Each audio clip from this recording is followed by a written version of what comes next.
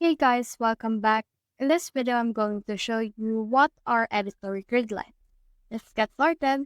So in order to enable editor grid lines, you can actually just head over and click on tools right here. So click on it. Then from there, you should be able to see this grid line. So just click on this one as well in order to check it. Then as you can see, there's some added dash lines right here. This is what we call grid line. So grid lines is actually something that helps to guide you on your specific website designing thing. So for example, you can see this grid line. Now, if we move this text right here, you can see that we have here this grid lines as well, which are pink grid lines.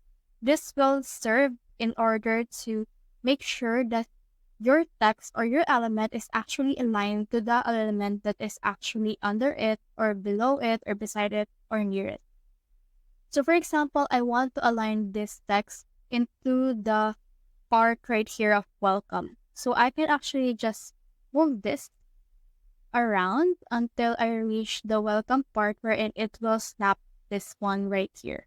So we can just snap it until it reach this specific pink green line under this one.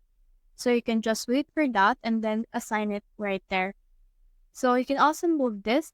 This actually serves as well as a margin wherein your elements will be visible. Now, if you head over and put this right here, there's some actually diagonal lines, and this will actually make your text not so visible once you publish it. So this serves as well as a margin and guideline. So that's the whole process. If you have found this video helpful, so leave a like, below, or subscribe because it helps reach more people. See you soon.